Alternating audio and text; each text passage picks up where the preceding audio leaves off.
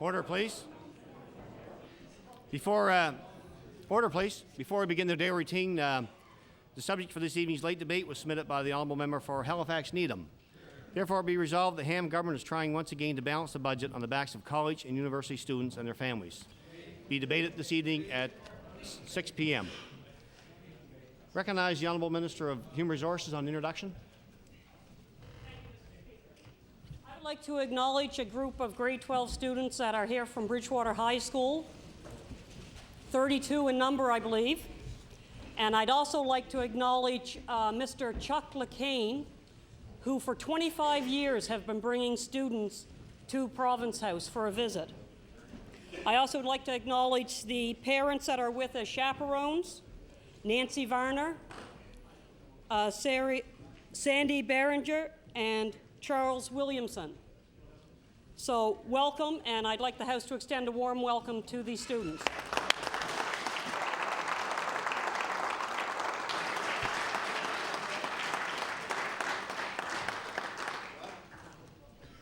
Certainly welcome our special guest to the gallery today, the Honourable Member for Halifax Citadel on introduction. Thank you, Mr. Speaker. Mr. Speaker, I'd like to introduce in the gallery a group of university students who have come here from Dalhousie. The Dalhousie Students' Union executive, both past and future, are here to show their concern about the tuition rates in Nova Scotia and the circumstances that face most Nova Scotia students as they attempt to get a higher education. I'd ask that they please stand.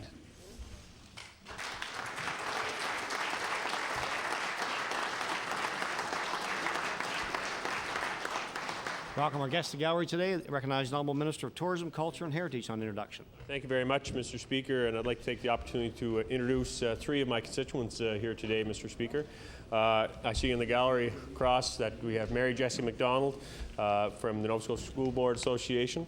As well, we have Mr. Burton McIntyre and also Steve McDonald, who's with the Department of Transportation and Public Works, and I ask the House to give them the warm welcome, Mr. Speaker.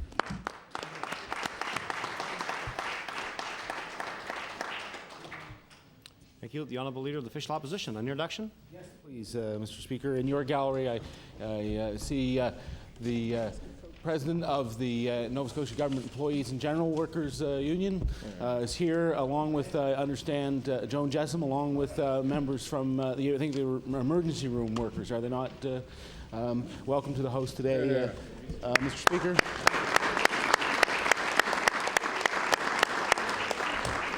And if I could also introduce, Mr. Speaker, Mr. Sid Coots, who is here today to observe our proceedings. Thank you, and welcome to our guests as well. The Honourable Member Cape Breton West on introduction. Yes, thank you, Mr. Speaker. Mr. Speaker, I would like to introduce to you and through you to all members of the House a number of young Nova Scotians that are here in the gallery that will be watching the proceedings this afternoon, in particular with regards to a bill that's on the order table, the Youth Secretariat Act. And I would ask if all young Nova Scotians that are here in interest of this legislation, with the leadership of Mr. Adam Lomas, representative from the Students' Union at Dalhousie University and other universities, if they would rise and receive the warm approbation of the House. They're here.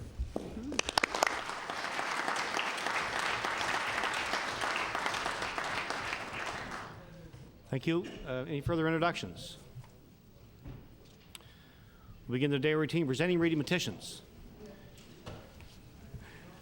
The Honourable Member for Pictou West.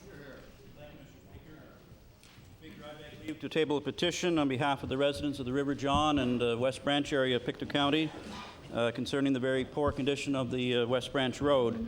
And the operative clause reads, "We, the following petitioners, ask for immediate planning to pave the West Branch Road."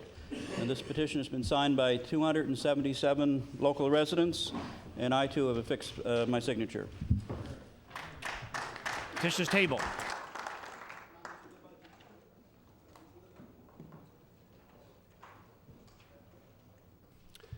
The Honourable Member for Preston.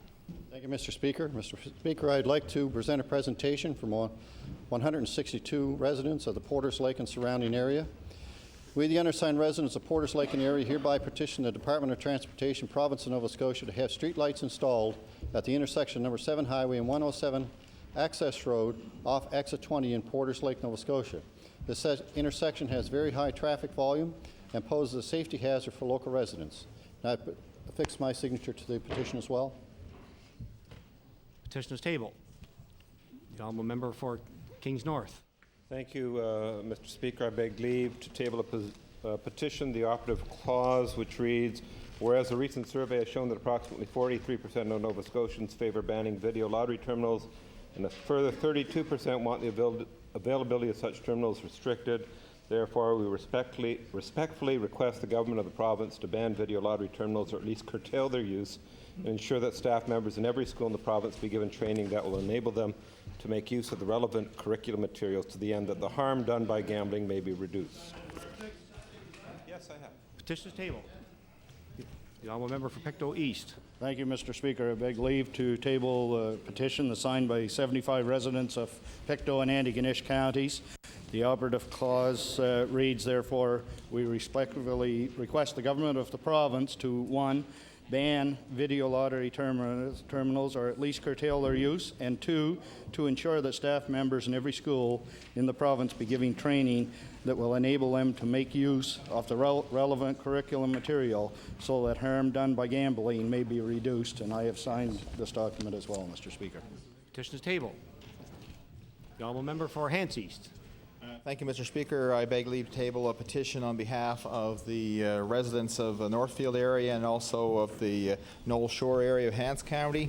The condensed operative clause: in springtime, the condition of the road gets so bad that vehicles drag a lot in places and occasionally get stuck. There are stretches of road where there is hardly any gravel left on it, which makes the road slippery when it's wet. And there are also places where there's not much of a ditch anymore. The places there are boulders sticking out of the road, and once was such a contributing factor of a vehicle accident. There is a stretch of road that is paved that is in very bad condition now. Mr. Speaker, there's 141 signatures, and I've affixed my signature in support. Petition is tabled. No. The honourable member for Glace Bay. Thank you, Mr. Speaker. I beg leave to table a petition concerning the New Waterford Hospital, Mr. Speaker. The operative clause reads, the Cape Breton District Health Authority has repeatedly said there is no pattern and all exhaustive tests are negative up until last week. They have continually stated that there are 2 to 3 people that are sick. We want a public inquiry to find out what is going on at the New Waterford Consolidated Hospital. Mr. Speaker, the petition bears the names of some 3,063 people, and I have affixed my name to that petition, Mr. Speaker. Petition is tabled.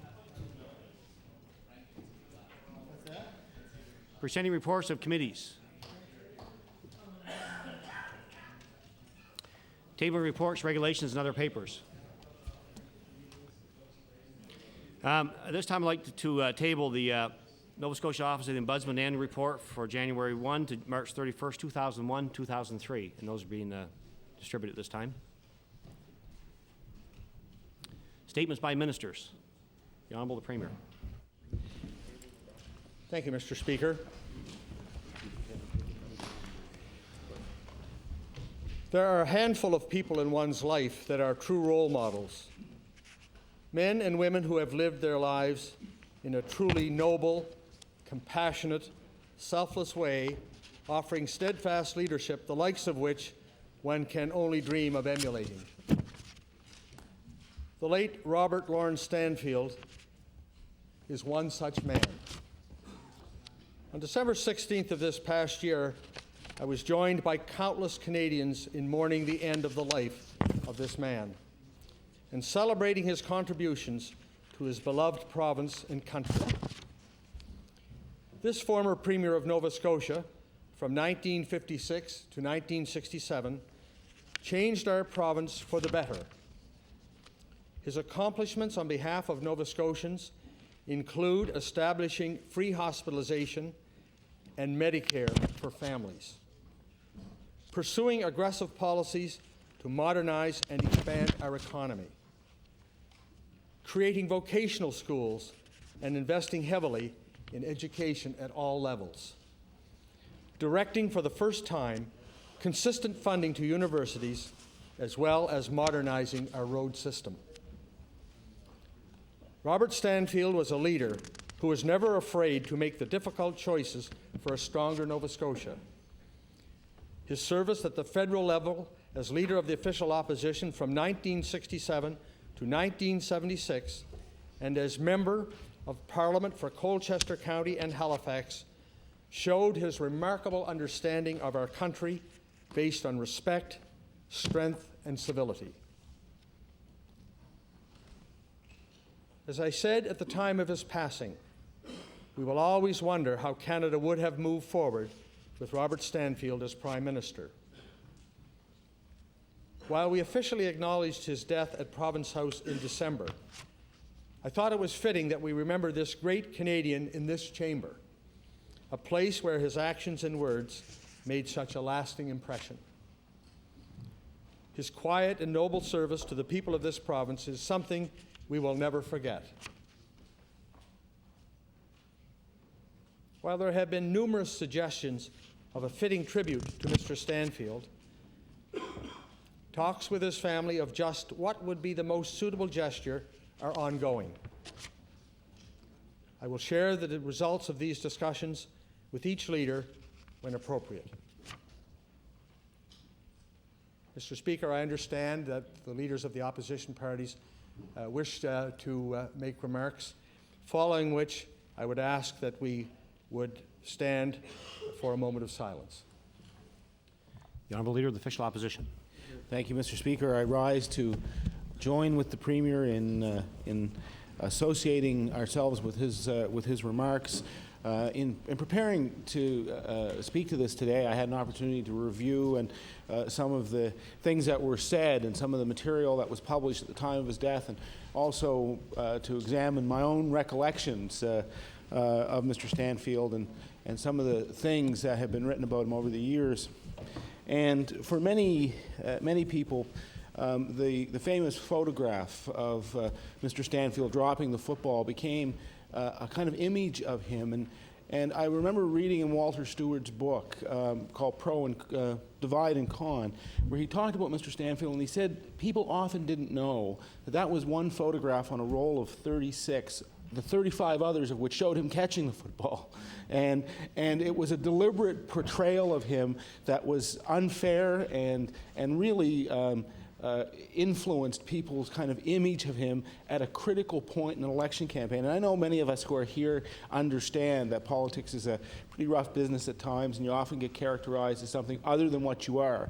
And I think that was something that happened in that particular instance to Mr. Stanfield, which was unfortunate. But you know something? He never, ever complained about it. He accepted it as a fact of life, and he moved on with the job that he had, which was being the leader of the official opposition in Ottawa. So a remarkable man. I wanted to read one little thing that appeared in the Globe and Mail because I thought it was very telling. And it said, the privileges of upper-class education contrasted with the poverty of the Depression, and the writings of John Maynard Keynes brought Mr. Stanfield to conclude that he was a socialist, a sentiment that horrified his family. But he never entirely abandoned it. Even when he was Conservative leader, he was considered by his party to be a red Tory. And in fact, Mr. Speaker, I think that there are many people in this province in particular who have defined themselves as Stanfield conservatives, and understanding that that meant a particular kind of view of the world. And I think it's one that many people appreciated because it blended compassion into every decision that he made. Thank you.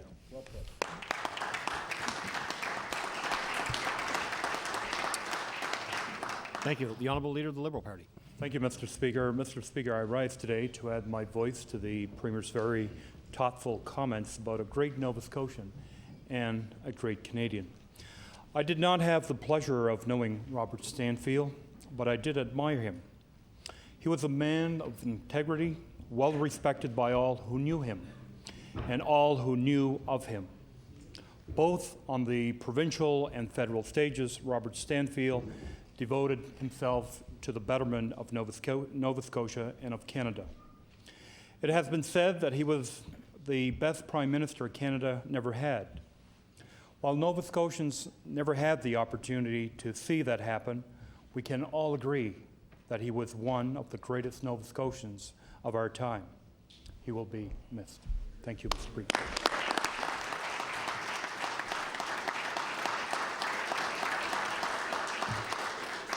Thank you. We'll all rise for a moment of silence.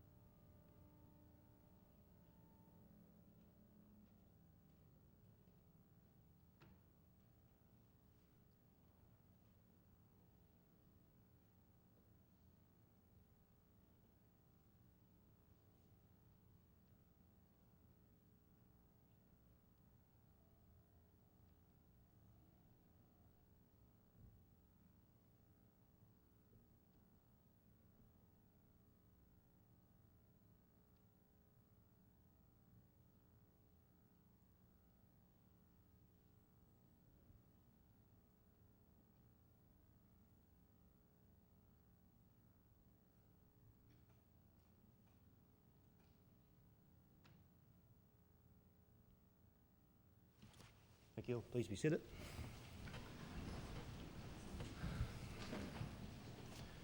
Any further statements by ministers? Government notice the motion. The Honourable the Premier. Mr. Speaker, I hereby give notice on a future day I shall move the adoption of the following resolution. Whereas in 1997, former Nova Scotia Premier John Savage turned his attentions to helping build a medical clinic in the West African country of Niger to improve the lives of those working near the Etruscan Resources mine. Whereas to honor his memory and that of his wife Margaret, who both passed away last year, the Nigerian government renamed the clinic this February in their names. And whereas thanks to other supporters of Dr. Savage's efforts, the connection between Nova Scotia and this sub-Saharan country reaches much further, including the establishment of a new relationship with Dalhousie Medical School. Therefore be resolved that all members join me in saluting the memory of this former Premier and his wonderful wife and their lasting gift. Thank the Dartmouth Rotarians for their financial support to this project and praise former MLA Dr. Ron Stewart for creating the new bond between our medical school and the John and Margaret Savage Clinic. And I ask for waiver of notice and passage without debate. Question for waivers that agreed? All those in favour say aye. Contrary-minded nay. Motion is carried. The Honourable the Premier. Thank you, Mr. Speaker. I hereby give notice on a future day I shall move the adoption of the following resolution. Whereas on December the 16th, the member for Halifax Citadel made a courageous statement in the foyer of this House, announcing his intention to step down from his post as head of his party so that he could devote more time to his wife and family. And whereas not only was this decision admirable, so too was his decision to speak so forthrightly to the people of Nova Scotia about his wife's battle with cancer and the challenges that lie ahead. Whereas I am certain that all in this legislature have Danny, his wife, and their children in our thoughts and prayers. Therefore be it resolved that all members of this House join as one to commend the member of Halifax Citadel for his dedicated work as leader and offer to him and to Sheila and their sons our total support. And I ask for waiver of notice and passage without debate. Question for waivers that agreed? All those in favour say aye. Contrary-minded nay. Motion is carried.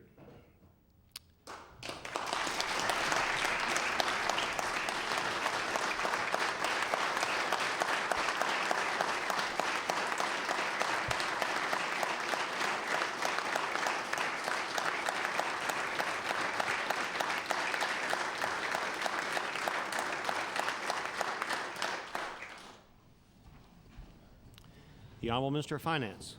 Mr. Speaker, I give notice that on a future day I shall move adoption of the following resolution.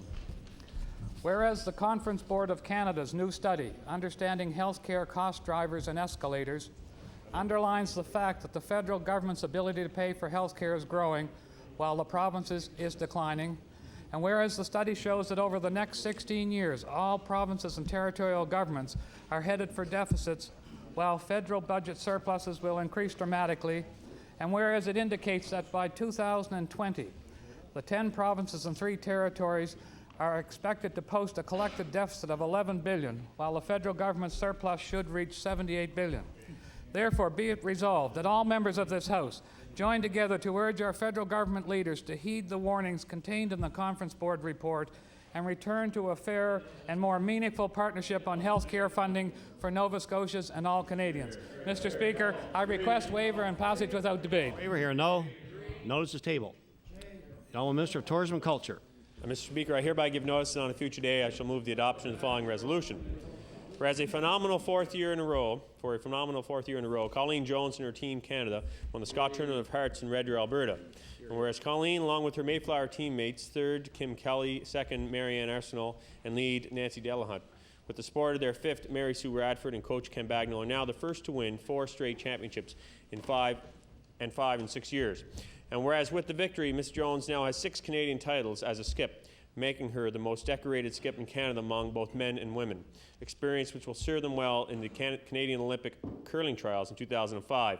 Therefore, be it resolved that all members of this House send a hearty congratulations to this incredible, hard-working team and wish them all the best as they prepare to represent Canada at the Worlds in Sweden between April 17th and 25th, after which time we hope to see them return with their second world title. And Mr. Speaker, I request waiver of notice and passage without debate. Mr. Waiver, is it agreed? All those in favour say aye. Contraminded, nay. Motion is carried. The Honourable Minister of Tourism and Culture. Mr. Speaker, I hereby give notice on a future day I shall move the adoption of the following resolution. Whereas the curling rink of Mark Dacey has done something that no other team has been able to do for Nova Scotia for over half a decade, that is to bring home the Briar to our province. Whereas Mr. Dacey, along with his Mayflower teammates, third Bruce Lonas, second Rob Harris, and lead Andrew Gibson, with the support of their fifth Matt Harris and coach Peter Corkum, quenched our province's thirst for the title through pure skill and determination, coming from behind in the last 3 ends of the Nokia Briar March to defend the title for 3 years running Alberta. And whereas their victory makes Halifax's Mayflower Curling Club the home to two national champs, with Colleen Jones Rink having just won its 4th straight national women's curling title, an incredible feat and real show for Nova Scotia's curling talent. Therefore, be it resolved that all members of this House send a warm congratulations to this hard-working team for finally bringing the men's curling title back to our province, and wish them every success as they prepare to represent Canada at the Worlds in Sweden. Mr. Speaker, I request waiver of notice and passage without debate. Request for waivers, is it agreed? All those in favour say aye. Contraminded, nay. Motion is carried. The Honourable Minister of Justice. Thank you, Mr. Speaker. Mr. Speaker, I hereby give notice that on a future day I shall move the adoption of the following resolution. Whereas Nova Scotia continues to be one of the safest provinces in Canada to live, work, and raise a family, and this government believes further changes in areas of federal responsibility can help us in this enviable position. And whereas the National Registry of Sex Offenders is an important tool in ensuring our communities remain safe for all. And whereas the people of Nova Scotia deserve, however, the added level of protection, including previously convicted sex offenders in a national registry, a change that would ensure the police have the most accurate information possible in order to enhance that security. Therefore, be it resolved that all members of this House support the efforts of the Government of Nova Scotia, which is requesting retroactivity of the National Sex Offender Registry so that vital information on previously convicted offenders is available to police and law enforcement agencies. Mr. Speaker, I request waiver of note and passage without debate. Request for waivers, is it agreed? All those in favour say aye. Contraminded, nay. Motion is carried. The Honourable Minister responsible for Acadian Affairs. Thank you, Mr. Speaker. I'll be doing this resolution in French and translating in English afterwards. Monsieur le Président, à une date ultérieure, j'ai l'intention de proposer l'adoption de la résolution suivante. Attendu que l'année 2004 marque le 40e anniversaire du premier établissement européen permanent en Amérique du Nord et la fondation de l'Acadie, souligné par un grand nombre de célébrations prenant place tout au long de l'année, et attendu que, en reconnaissance de cet événement important et des célébrations qui se dérouleront tout au long de l'année, y compris le Congrès mondial 2004, le Premier ministre a proclamé l'année 2004 l'année de l'Acadie et, que le drapeau acadien, créé en 1883 par le père Marcel François Richard et adopté par les Acadiens à la Convention nationale à Miscouche en 1884, a été hissé à la législature le vendredi 2 avril 2004 et sera abordé tout au long de l'année 2004.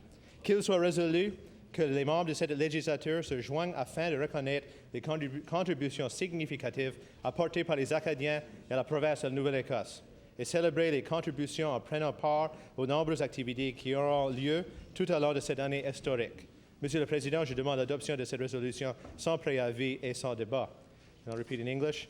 Mr. Speaker, I hereby give notice on a future day I shall move the adoption of the following resolution. Whereas 2004 marks the 400th anniversary of the first permanent European settlement in North America, the founding of Acadie marked by many celebrations taking place throughout the year. And whereas in celebration of this significant event and the year-long celebrations, including the Congrès Mondial 2004, the Premier has proclaimed 2004 as l'année de l'Acadie. And whereas the Acadian flag, designed in 1883 by Père Marcel François Richard and adopted by Acadians at the Convention nationale in Miscouche in 1884, was raised at Province House on Friday, April 2nd, and will be displayed throughout the year. Therefore, be it resolved that members of this House join together to recognize the many significant contributions made by Acadians to the province of Nova Scotia and celebrate those contributions by participating in many celebrations taking place throughout this historic year. Mr. Speaker, I request waiver of motion and passage without debate. Request for waivers. Is it agreed? All those in favor say aye. Contrary-minded, nay. Motion is carried. The Honourable Minister of Economic Development. Mr. Speaker, I hereby give notice that on a future day I shall move the adoption of the following resolution. Whereas the recent CBC series Snakes and Ladders, while based in Ottawa, was shot in Halifax last September when its cast and crew withstood the trials of the post-Hurricane Juan. Whereas according to the director and the series creator comments as posted on the CBC website, working in Halifax was a joy. Our people are top of their game and our city is an excellent site to make a good picture. And whereas the production is yet another success for the province's growing film industry and also highlights the region's musical talent, as the production collected over 200 CDs from independent artists across Canada, with about two-thirds of the musicians or music chosen coming from the East Coast. Therefore, be it resolved that all members of this House applaud the work of those involved with the production of Snakes and Ladders, a very clever series highlighting the political activity on Parliament Hill, and thank the producers for choosing to film their film location here in Halifax, Nova Scotia. Mr. Speaker, I respectfully request waiver of notice. Agreed. All those in favor say aye. Contrary-minded, nay. Motion is carried. The Honourable Minister responsible for African Nova Scotian Affairs. Thank you, Mr. Speaker. I hereby give notice that on a future day I shall move the adoption of the following resolution. Whereas Michael Duck, owner of AC Dispensing Equipment of Lower Sackville, was told in March that he was one of 12 African Canadians to receive the Black Business and Professional Association Harry Jerome Award this year. And whereas, like the man whose memory the award honors, Michael Duck is an outstanding citizen, his innovation has sparked a business which now employs 90 people in his own community. And whereas he has not only made a personal success of himself with his cream dispensers and other products capitalized on by Tim Hortons, Krispy Kreme, and McDonald's, Mr. Duck takes what he has learned and passes his knowledge on to entrepreneurial spirit on to students when he makes speaking appearances at school. Therefore, be it resolved that all members of the House send congratulations to Michael Duck on his most recent honor for showcasing Nova Scotia's ingenuity to the world and for making sure young people know that with hard work, determination, and believing in themselves, they too can reach for the stars. Mr. Speaker, I request waiver of notice and pass without debate. Request for waivers. Is it agreed? All those in favor say aye. Contrary-minded, nay. Motion is carried. The Honourable Minister of Economic Development. Thank you, Mr. Speaker. And Mr. Speaker, I hereby give notice that on a future day I shall move the following resolution.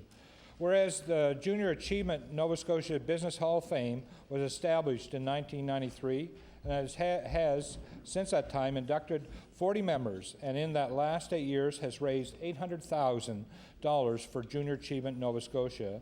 And whereas Charles Keating, founder of Access Communications and president of Ultimax Group, John W. Lindsay, founder of John W. Lindsay Enterprises Limited, and Tom Stanfield, president and CEO of Stanfields Limited, will be honored for their contributions to the business community and to society as a whole.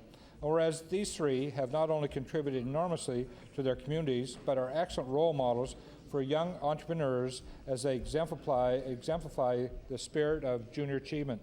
Therefore, be it resolved that all members of this House congratulate Mr. Stanfield, Mr. Lindsay, and Mr. Keating on the announcement of their induction into the Hall of Fame, an event which will take place at the World Trade and Convention Center on June the 1st, and thank them for their outstanding past, present, and future contributions to our province. And I respectfully request waiver of notice.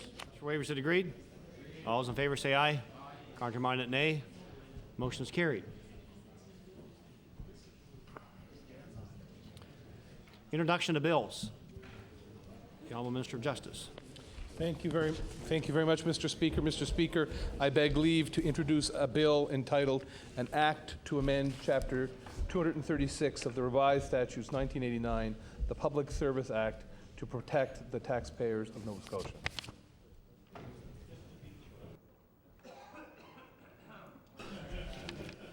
The Honourable Minister of Justice begs leave to introduce a bill entitled An Act to Amend Chapter 376 of the Revised Statutes 1989, the Public Service Act, to protect the taxpayers of Nova Scotia.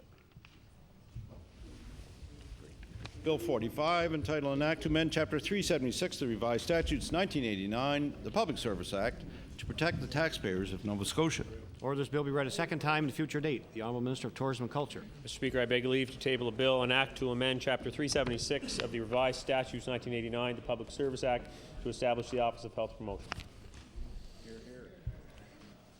The Honourable Minister of Health Promotion begs leave to introduce a bill entitled An Act to Amend Chapter 376 of the Revised Statutes 1989, the Public Service Act, to establish the Office of Health Promotion. Bill 46, entitled An Act to Amend Chapter 376 of the Revised Statutes 1989, the Public Service Act, to establish the Office of Health Promotion. Order this bill be read a second time at a future date. The Honourable the Premier. Mr. Speaker, I beg leave to table a bill entitled An Act to Establish the Council of Atlantic Premiers. The Honourable the Premier begs leave to introduce a bill entitled An Act to Establish the Council of Atlantic Premiers. Bill 47, entitled An Act to Establish the Council of Atlantic Premiers. Order this bill be read a second time at a future date. The Honourable Minister of Health. Mr. Speaker, I rise on behalf of my colleague, the Honourable Minister of Education, and beg leave to introduce a bill entitled An Act to Amend Chapter 1 of the Acts of 1995-96, the Education Act.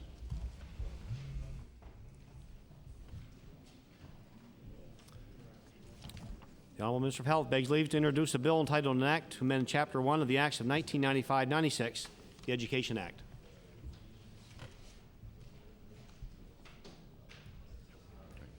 Bill 48, entitled An Act to Amend Chapter 1 of the Acts of 1995-96, the Education Act. Order this bill be read a second time at a future date. The Honourable Minister of Health. Again, Mr. Speaker, I rise on behalf of my colleague, the Minister of Education, and beg leave to introduce a bill entitled An Act to Amend Chapter 17 of the Acts of 1998, the Mi'kmaq Education Act.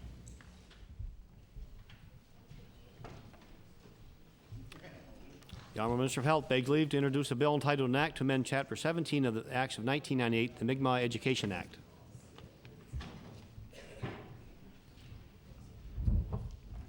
Bill 49, entitled An Act to Amend Chapter 17 of the Acts of 1998, the Mi'kmaq Education Act. Order this bill be read a second time at a future date. The Honourable Minister of the Environment and Labour. Mr. Speaker, I beg leave to introduce a bill entitled An Act to Amend Chapter 4 of the Acts of 1994, the Credit Union Act.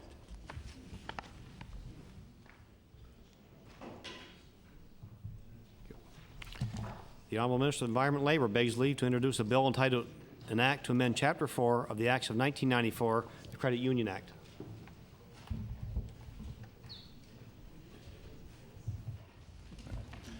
Bill 50, entitled An Act to Amend Chapter 4 of the Acts of 1994, the Credit Union Act. Order this bill be read a second time at a future date. Notice of motion. The Honourable Leader of the Official Opposition. Thank you, Mr. Speaker. I hereby give notice that on a future day I shall move the adoption of the following resolution. Whereas former Westray mine owner Clifford Frame has applied to the province of Nova Scotia to open a new mine, bringing back painful memories for the families of the 26 workers killed in that preventable accident. And whereas the Premier has said it must be examined if it is in the public interest that he again be in a position to affect the resources, wealth, or interests of our province or its people, and most importantly, that he be entrusted with the responsibility for the safety of even a single working person. And whereas this House is entrusted with protecting the public interest and the health and welfare of Nova Scotians, therefore be it resolved that the members of this House express their unreserved opposition to Mr. Frame's application and to any such future applications he makes, so that he is never again entrusted with the responsibility for the safety of any working Nova Scotians. And Mr. Speaker, I would request waiver and passage without debate. Question waivers are agreed. All those in favor say aye. Aye. Contraminded nay. Motion is carried. The honourable member of Cape Breton South. Mr. Speaker, I hereby give notice that on a future day I shall move the adoption of the following resolution. Whereas since the late 19th century, the Jewish community of Cape Breton has contributed greatly to the cultural and economic development of Cape Breton after many fled religious persecution in their home countries. Whereas on April 18, 2004 at 2:30 p.m., an observance of Yom HaShoah, Holocaust Memorial Day, will be held at the Temple Sons of Israel, Whitney Avenue in Sydney. And whereas guest speaker George Scott, a Dachau concentration camp survivor, will be in attendance to help remember those 6 million who died and celebrate those who survived. Therefore, be it resolved, the members of the legislature of the province of Nova Scotia remember those who died during the Holocaust and recognize all those who will observe Yom HaShoah on Sunday, April 18th, especially those who would gather in Sydney. And I'd ask for waiver of notice, Mr. Speaker. Question waivers are agreed. All those in favour say aye. Aye. Contraminded nay. Motion is carried. The honourable member for Pictou East. I hereby give notice that on a future day I shall move the adoption of the following resolution. Whereas 24-year-old Pictou County resident George Canyon has seemingly overtaken country music city Nashville, Tennessee with his outstanding performances in recent weeks. And whereas George has made it to the final 5 of Nashville Stars with hearts pumping that he will appear again this week as one of the final 4 contestants. And whereas Municipal Councillor Chester Dewar has ensured the full support of the municipality as George brings a USA Network film crew to Eureka, Westville, and the Nova Scotia Museum of Industry on Monday. Therefore, be it resolved that all members of this House recognize the outstanding talent of George Canyon and offer our unqualified support as he works towards securing a record contract with Sony Music in Nashville. And I request waiver of notice. Contraminded nay. Motion is carried. The honourable leader of the official opposition. Thank you, Mr. Speaker. I hereby give notice that on a future day I shall move the adoption of the following resolution. Whereas on March 17, 2004, Stora Enso's Port Hawkesbury Mill has gone 365 days without a lost time accident on its $90 million expansion project. And whereas this impressive record is a credit to the company, to its workers, members of the Communications, Energy and Paper Workers Union, and to the Cape Breton Building Trades Council, as is the expansion of the world-class Port Hawkesbury Mill. And whereas Stora Enso's safety record shows other employers that they too can significantly reduce the personal and economic losses caused by lost time workplace accidents and illness, therefore be it resolved that this House adds its congratulations to those already received by Stora Enso, its contractors, workers, and all others associated with setting the record of 365 days without a lost time accident on the expansion of its Port Hawkesbury Mill. And Mr. Speaker, I would request waiver and pass without debate. Question waivers are agreed. All those in favour say aye. Aye. Contraminded nay. Motion is carried. The honourable member for Cape Breton West. Thank you, Mr. Speaker. Mr. Speaker, I hereby give notice that on a future day I shall move the adoption of the following resolution. Whereas on Monday, April 12, 2004, Mrs. Rhoda Snow of Sydney River died after being lost in a wooded area because she suffered from Alzheimer's disease. And whereas over 8,000 people over the age of 65 suffer from Alzheimer's disease in Nova Scotia. And whereas Ted Snow, husband of Rhoda Snow, is speaking publicly about this debilitating disease and its impact. Therefore, be it resolved that all members of this House express their deep sympathy to Rhoda Snow's family and congratulate Ted Snow for heightening the awareness of Alzheimer's disease. Mr. Speaker, I would ask for waiver of notice and passage without debate. Request for waivers is agreed. All those in favor say aye. Counterminded, nay.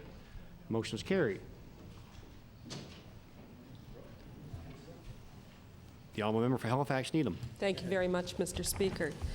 Mr. Speaker, I hereby give notice that on a future day I shall move the adoption of the following resolution.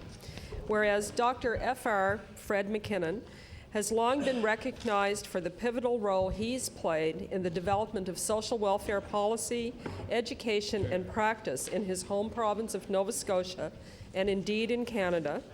And whereas among his many significant accomplishments are the founding of the Maritime School of Social Work, the abolition of the Poor Law, and the introduction of modern social assistance legislation, the establishment of the Department of Public Welfare, the Human Rights Commission, and the Senior Citizen Secretariat. And where today, April 15, 2004, Dr. McKinnon's book, Reflections, 55 Years in Public Service in Nova Scotia, will be launched at Pier 21, as well as the announcement of the F.R. McKinnon Scholarship for Studies in Social Work. Therefore, be it resolved that the Nova Scotia Legislature extend our congratulations and best wishes to Dr. McKinnon, his wife Mary, and their family on this special occasion, which marks the outstanding contributions made by Dr. McKinnon through his tireless dedication to public service to the citizens of this province. Mr. Speaker, I seek waiver and passage without debate. Waivers are agreed. All those in favor say aye. Counterminded, nay. Motion is carried. The honourable member for Halifax Clayton Park.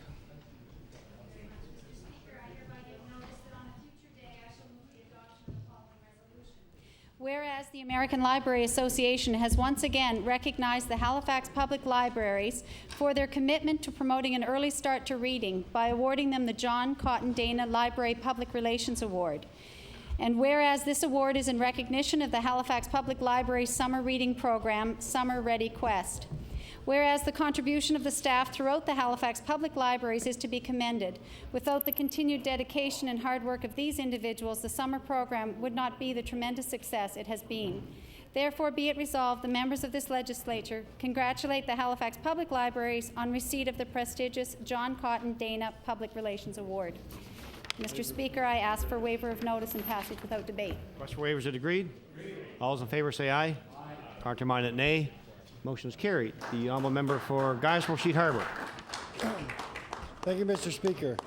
Mr. Speaker, hereby give notice that on a future day I shall move the adoption of the following resolution. Hear, hear. Whereas in what was the only defeat in a week-long championship, the Shedabuckto rink of Jill Moser made Canada proud by capturing the silver medal in the Women's World Junior Curling Championships in Three Rivers last month. And whereas the spectacular result was thanks to the hard work of Miss Moser, her teammates, third, Paige Maddy, and sisters Bliss and Chloe Comstock at second and lead, along with the team's alternate, Robert Maddy, and coach Denilda Maddy. And whereas Canada still leads all nations with 8 victories since the Women's World Juniors began in 1988. Therefore, be it resolved that all members of this House send their congratulations to this determined and talented young group of women and wish them all the best in their next curling venture. And I ask for waiver and passage without debate. Waivers are agreed. All those in favor say aye. Counterminded, nay. Motion is carried. The honourable member for Cole Harbour Eastern Passage. She's from Queens, you know that. Thank you, Mr. Speaker. I hereby give notice that on a future day I shall move the adoption of the following resolution. Whereas Ross H. Haynes, the man more commonly referred to as that guy on the CBC TV political panel with Marilla Stevenson, has been named to this year's Queen's Council appointment list. Whereas Mr. Haynes has laboured in the shadows for years on behalf of Canada's political right.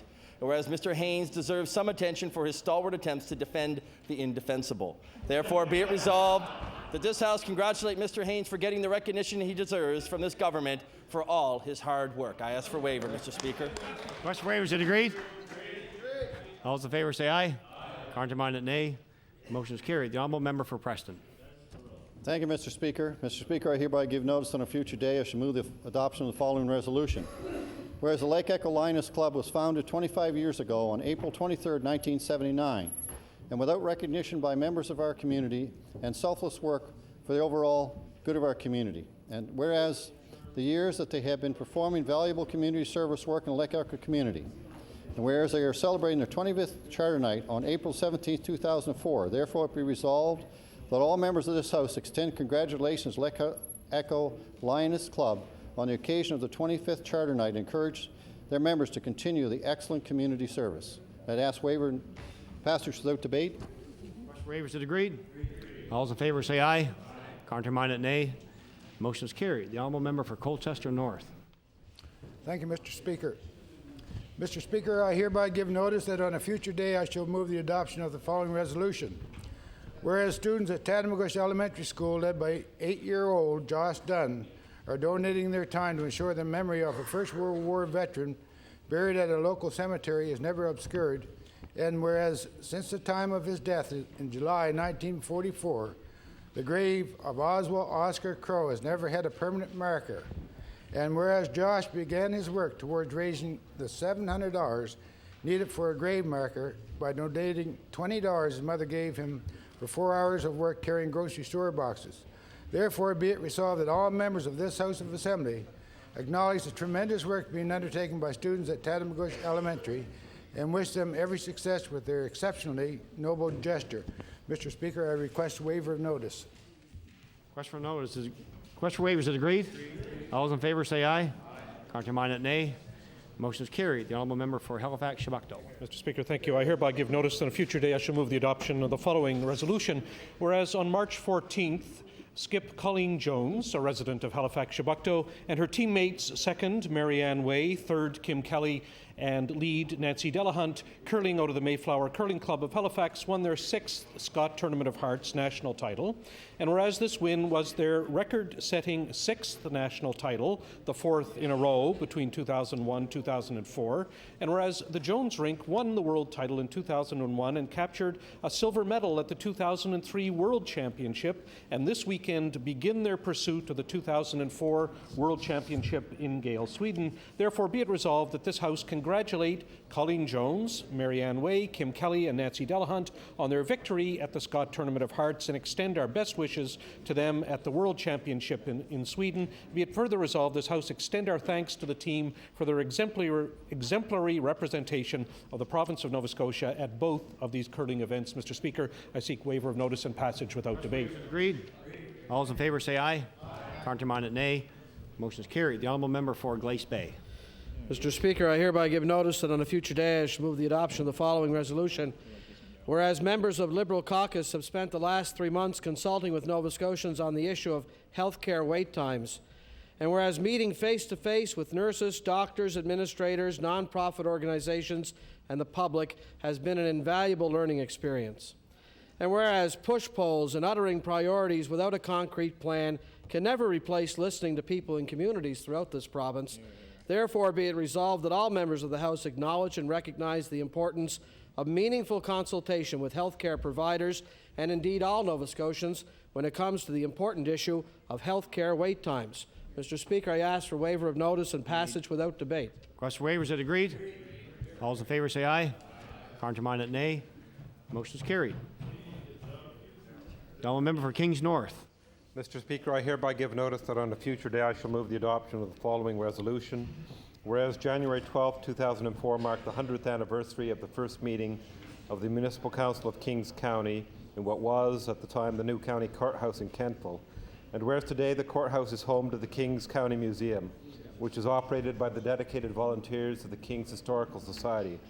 And whereas 2004 also marks the 25th anniversary of the Kings County Historical Society. Therefore, be it resolved that members of this House join me in extending our best wishes to the Kings County Museum and Kings County Historical Society on their respective anniversaries and wish them much success in their important efforts to preserve the history of Kings County.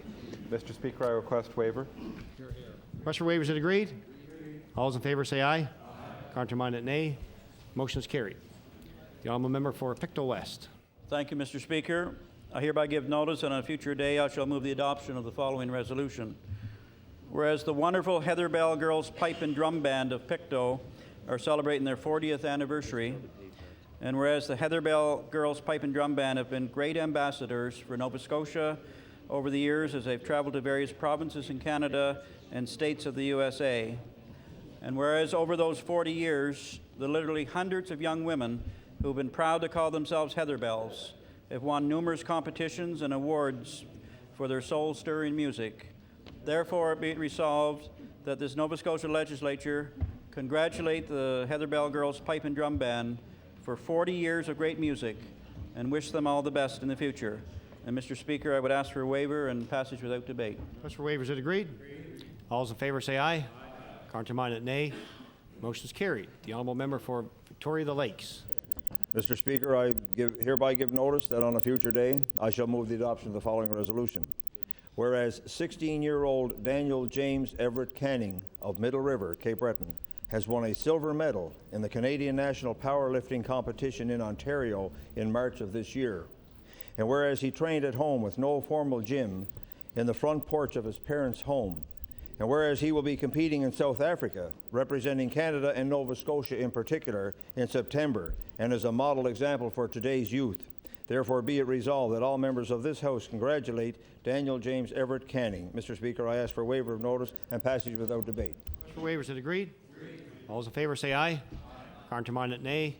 Motion is carried. The Honourable Minister of Energy. Thank you, Mr. Speaker. I hereby give notice on a future day I shall move the adoption of the following resolution. Whereas Sister Peggy Butts, the first Roman Catholic nun to be appointed to the Senate of Canada, passed away in March at the age of 79, and whereas this Bridgeport Cape Breton native was remembered by friends as a brilliant educator dedicated to social justice issues, such as obtaining federal funds for a breakfast program at schools in Cape Breton, an initiative she undertook while a senator, and whereas with a PhD in political philosophy as her foundation, she served as a high school principal in Cape Breton and later taught at St. Francis Xavier University and the University of Cape Breton, and also worked on healthcare and social projects and assisted many other groups across the province.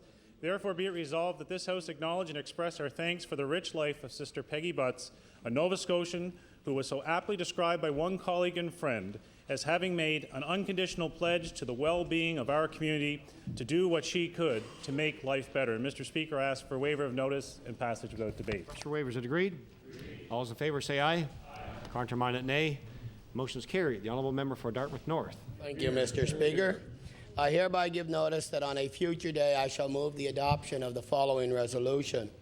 Whereas the Steering Committee for Knowledge is Power has received funding from the Community Mobilization Program, the National Crime Prevention Strategy, and Human Resources and Skills Development for another year of crime prevention work, and whereas the Steering Committee members held a Community Celebration Day to start the second phase of the crime prevention activities, and whereas this crime prevention activity will focus on our youth and help them get involved in the community through an approach called Building Assets in Youth. Therefore, be it resolved that the Nova Scotia Legislature congratulate the Steering Committee for Knowledge is Power on the great work being done with crime prevention in their community. Mr. Speaker, and I request waiver and passage without debate. Agreed. Contrary-minded, nay. Motion is carried. The Honourable Member for Halifax Citadel. Mr. Speaker, I hereby give notice that on a future day I shall move the adoption of the following resolution. Whereas the St. Francis Xavier X-Men won the 2004 Men's Hockey Championship with a dominating performance at the CIS Hockey Championships in Fredericton,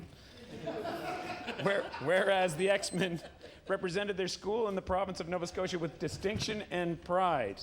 Whereas this is the first hockey title for St. X.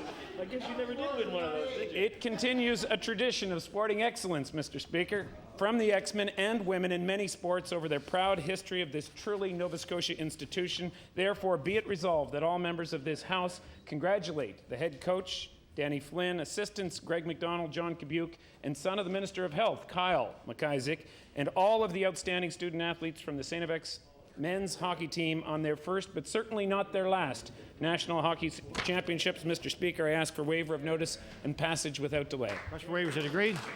All those in favor say aye. Contrary-minded, nay. Motion is carried. The Honourable Minister of Natural Resources. Thank you, Mr. Speaker. Mr. Speaker, I hereby give notice that on a future day I shall move the adoption of the following resolution. Whereas after maintaining a correctional centre built prior to Confederation, Yarmouth now hosts the province's newest correctional facility and a continued shift towards modern design and safety features that ensures the best protection for the public, correctional employees and inmates, And whereas the Southwest Nova Scotia Correctional Facility will hold up to 38 offenders who serve sentences of less than 2 years, and whereas the investment in a safe, secure facility shows that this government takes its commitments to public safety seriously. Therefore, be it resolved that all members of this House thank those who have involved in seeing this project to a successful conclusion and a centre which not only enhances the safety of our citizens, but also provides the area a positive economic spin-off with 30 permanent correctional jobs. Mr. Speaker, I request waiver. Waiver, is it agreed? All those in favour say aye. Contrary-minded, nay. Motion is carried. The honourable member for Cape Breton Nova. Mr. Speaker, I hereby give notice that on a future day I shall move the adoption of the following resolution. Whereas John Hubba Paris has for many years been an unsung musical hero on Cape Breton Island, providing us with great musical entertainment with his band Spider. And whereas John Hubba Paris has helped to pave the way for many of today's successful artists on the East Coast and has so been recognized by the East Coast music industry. And whereas John Hubba Paris has been honored with one of the 5 2004 Stompin' Tom Connor Awards for his longtime musical contributions to the East Coast music industry. Therefore, be it resolved that the members of this Legislative Assembly congratulate John Hubba Paris for receiving the Stompin' Tom Connor Award and recognize his outstanding and long-lasting musical contribution to the East Coast music industry. Mr. Speaker, I request a waiver of notice and passage without debate. Request for waiver, is it agreed? All those in favour say aye. Aye. Contrary-minded, nay. Motion is carried. The Honourable Minister of Environment and Labour. Thank you, Mr. Speaker. I hereby give notice on a future day I shall move the adoption of the following resolution. Whereas this January, local Queens resident Craig M. Harding was appointed the Nova Scotia Public Prosecution Service's Chief Crown Attorney for the Western region of the province, and whereas Public Prosecution Director Martin Hirschhorn described Mr. Harding as entering the service with outstanding credentials and said Mr. Harding's many years of experience with the Western region and its legal community made him an excellent choice as Chief Crown Attorney. And whereas this veteran Crown Attorney has appeared regularly in all levels of court in various locations in Nova Scotia, just recently completing a secondment to the Special Prosecution Section, and has served briefly as Acting Chief Crown Attorney for the Western region. Therefore, be it resolved that all members of this House applaud the appointment of an individual who, through service in both private and public practice, has a proven commitment to his community in upholding the laws of this province. Mr. Speaker, I ask for waiver of notice and passage without debate. All those in favour say aye. Contrary-minded, nay. Motion is carried. The honourable member for Timberlea Prospect. Thank you, Mr. Speaker. I'll be asking for a waiver and passage without debate. I hereby give notice that on a future day I shall move the adoption of the following resolution. Whereas during his career with the Halifax Regional School Board, Ron Harry served as an exemplary employee. Whereas on Friday, February 27th, friends and colleagues gathered at the Whites Lake Legion to celebrate Ron's retirement. Whereas as head custodian at Brookside Junior High School, Ron Harry took personal pride every day in his work and in his school. Therefore, be it resolved that the Nova Scotia Legislature congratulate Ron Harry on his retirement with best wishes for a great many years in the future with his wife, Carolyn. I ask for waiver and passage without debate, Mr. Speaker. Request for waiver, is it agreed? All those in favour say aye. Contrary-minded, nay. Motion is carried. The Honourable Minister of Health. Thank you, Mr. Speaker, and I hereby give notice that on a future day I shall move the adoption of the following resolution. Before I begin, Mr. Speaker, usually we're in a race to get these things done, but today I did not at all feel badly that the honourable member for Halifax Citadel got ahead of me, because indeed he's a former member of the St. FX varsity hockey team, and it's appropriate that he would deliver that message, and he was able to say something about the coaching staff that I didn't feel comfortable in pointing out, so I thank you for that, Speaker.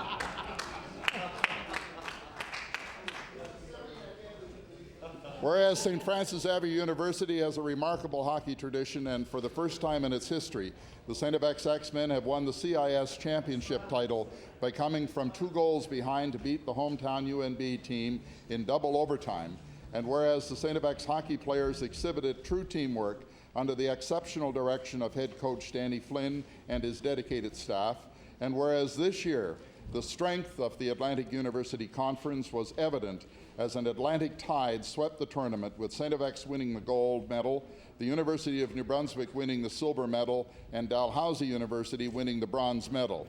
Therefore, be it resolved that the members of this House join me in congratulating the St. FX X-Men's hockey team and their coaching staff on their tremendous win at the CIS National Hockey Tournament, and recognize the incredible talent and dedication of all those involved in university hockey in this province and the Maritimes. Mr. Speaker, I request waiver of notice and passage without debate. Request for waiver is agreed. All those in favor say aye. Contrary-minded, nay. Motion is carried. The Honourable Minister of Service, Nova Scotia and Municipal Relations. Thank you, Mr. Speaker. I hereby give notice that on a future day I shall move the adoption of the following resolution. Whereas Andy Conrad, head coach of the Sackville Blazers Junior B hockey team, and the Sackville Blazers recently won the Don Johnson Cup, the Atlantic Canadian Championship for the Junior B hockey division. And whereas, like the man whose memory the award honors, Andy Conrad is an outstanding citizen, his commitment to his community and to the Sackville Blazers Junior B hockey team has motivated both players and parents alike. And whereas for the first time in the team's history, they have won the Don Johnson Cup for 2 consecutive years, therefore be it resolved that all members of this House send their congratulations to Andy Conrad and the Sackville Blazers Junior B team on their most recent win and for showcasing Nova Scotia's determination and drive to the rest of Atlantic Canada. Mr. Speaker, I request waiver of notice and passage without debate. Request for waiver, is it agreed? All those in favor say aye. Contrary-minded, nay. Motion is carried.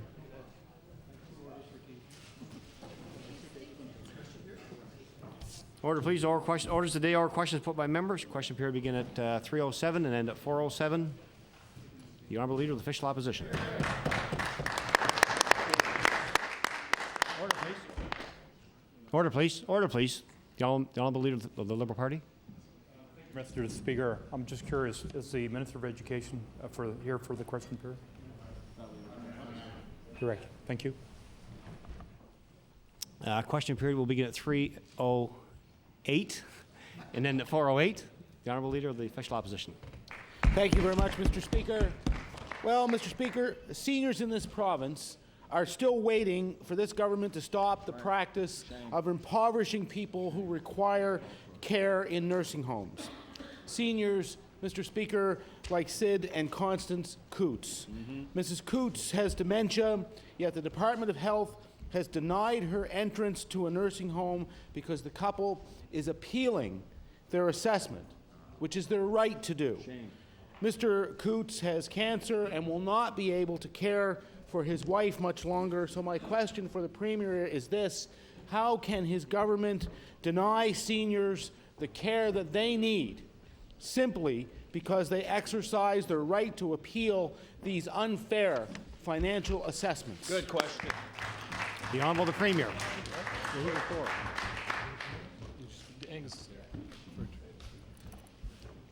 Mr. Speaker, I refer that to Minister of Health. Honourable Minister of Health. Thank you very much, Mr. Speaker, and I want to say to the honourable members, Mr. Speaker, and to the House that we continue to work to improve the situation of seniors in this province, and every year the budget for seniors' care is increasing and will continue to increase. The Honourable Leader of the Official Opposition on your first supplementary. Well, Mr. Speaker, robbing them of their life savings is not improving the situation for seniors. Order, please. I ask the honourable member to retract that. Robbing is unparliamentary. Okay, well, taking their life savings, Mr. Speaker. First supplementary. Taking their life savings, and I want to table, Mr. Speaker, if I may, information we received through the Freedom of Information process that shows that the Department of Health has now identified an additional $82.6 million in the life savings of seniors that they intend to take from them in order to pay for health care that everyone else gets as part of the Medicare system. That's a 51% increase over 2002, and this was after the changes that this government made that they said improved the situation for seniors. So I want to ask the Premier, how can your government justify telling seniors to hand over their life savings or go without the care you need? Good question. The Honourable the Premier. Mr. Speaker, the government continues to work to provide the kinds of benefits that will make the lives of seniors even better in the province of Nova Scotia, and we will continue to do so. The Honourable Leader of the Official Opposition on your final supplementary. Mr. Speaker, I think the Premier fails to understand that the people of this province have come to a consensus on this issue, that this practice is immoral, it is unethical, and it must end sooner rather than later. So my question to the Premier is this: what will it take for the government to hear the message from Nova Scotians and end the financial assessments and cover health care costs for seniors immediately? Hear, hear. The Honourable the Premier. Thank you, Mr. Speaker. And the government takes particular pride in the lengths that it goes to hear about and subsequently react to the views of Nova Scotians. Over the last number of months and years, the government has been aggressively traveling about Nova Scotians and listening to their concerns. We know what the concerns of Nova Scotians are, and we are working to identify the funding that will allow us to react positively to those concerns. The Honourable Leader of the Liberal Party.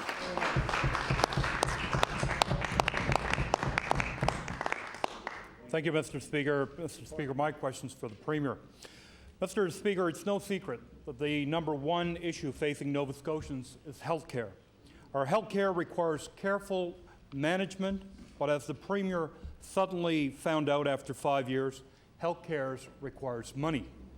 The Premier decided last spring that instead of properly funding health care, he would give away $220 million in revenue. Given the fiscal situation of the province, will the Premier finally admit he made a mistake by handling out $155 checks and the 10% tax cut? The Honourable the Premier. Thank you, Mr. Speaker. I don't think providing tax relief to working Nova Scotians is a mistake. The Honourable Leader of the Liberal Party on your first supplementary. Mr. Speaker, the Halifax Chamber of Commerce has said that the tax cut was premature.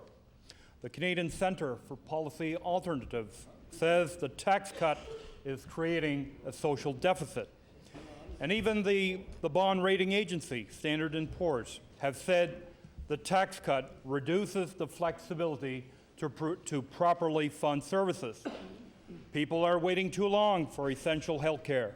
Tuition fees mean only the wealthy will go to university.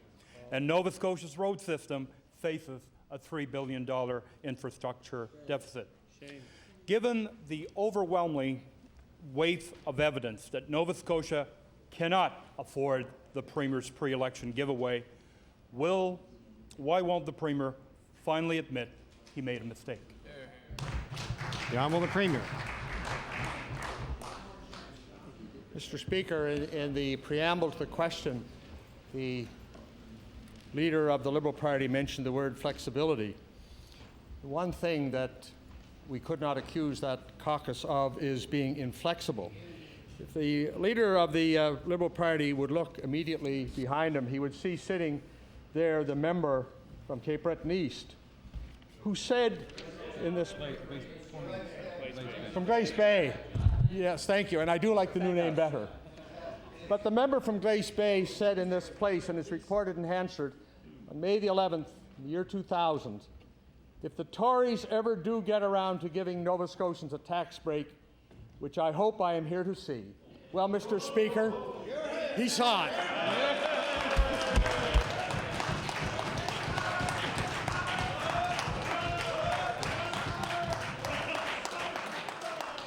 Order, please. The Honourable Leader of the Liberal Party on your final supplementary. Thank you, Mr. Speaker. I think the Premier forgot to indicate, the honourable member from Glace Bay indicated a tax cut that we could afford. That's what he said. That's what he said. I was here.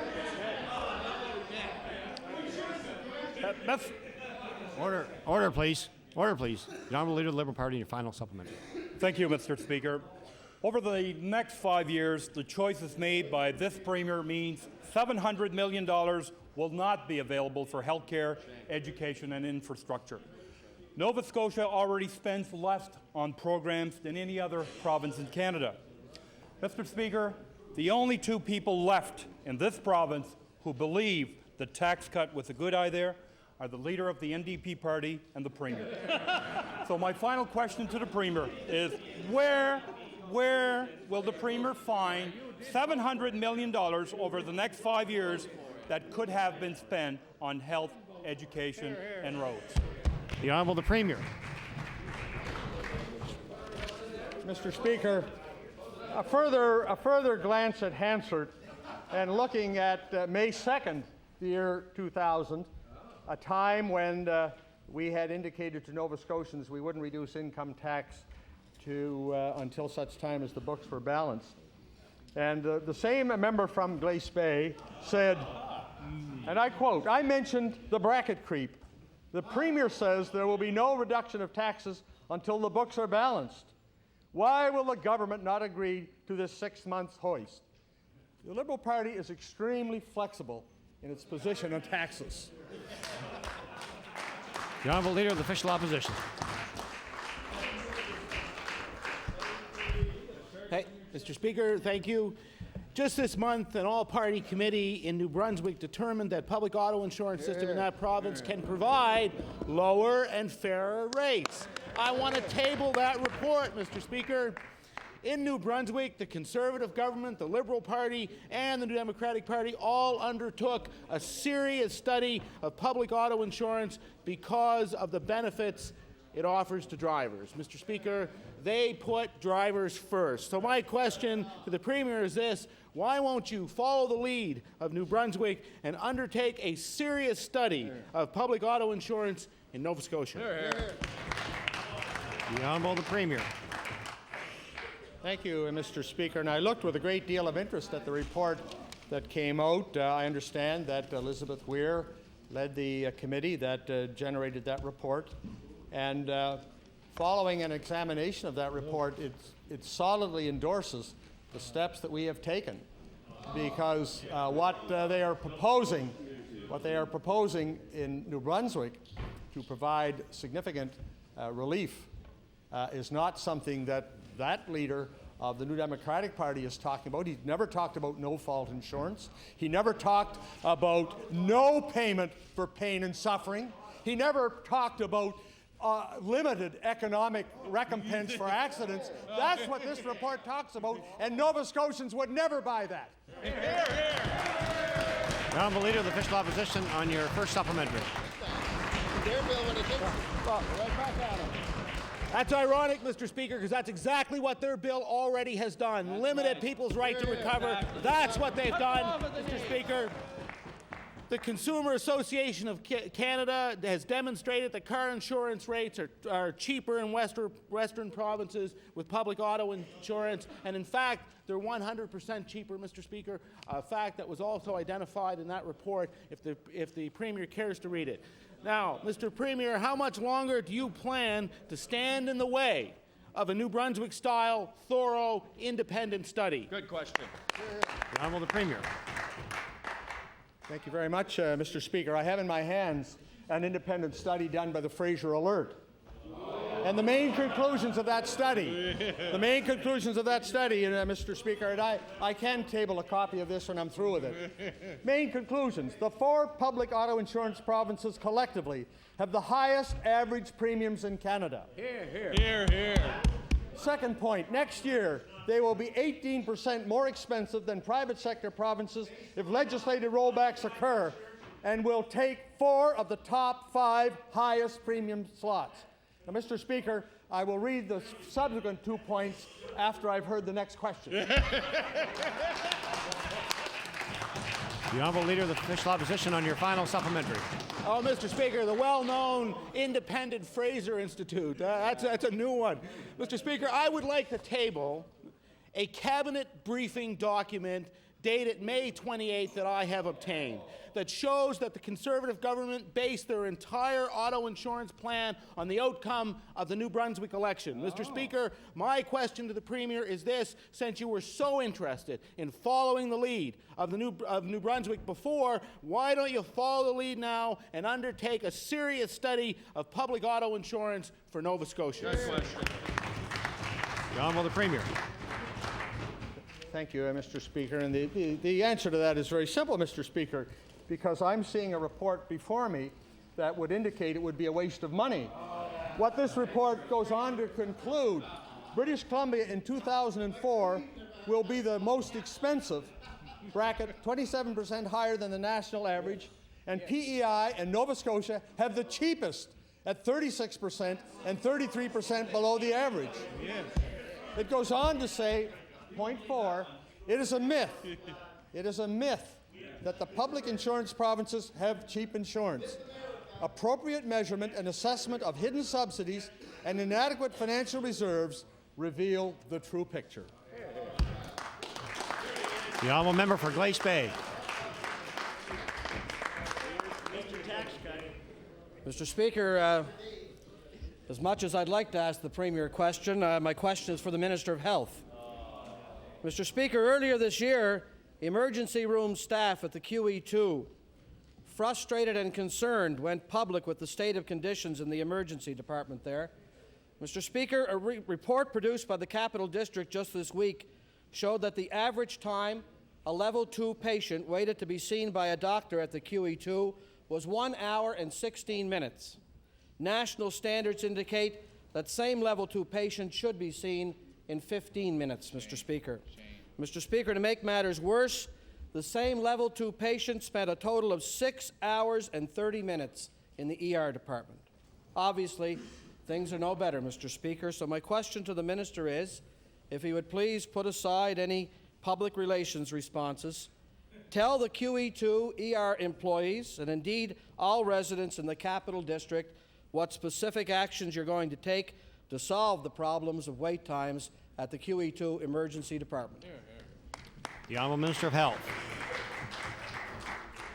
Mr. Speaker, I thank the honourable member for the question because it gives me an opportunity not only to speak in the future tense with respect to the actions that we will take, but to speak in the present tense with respect to the actions that we are taking.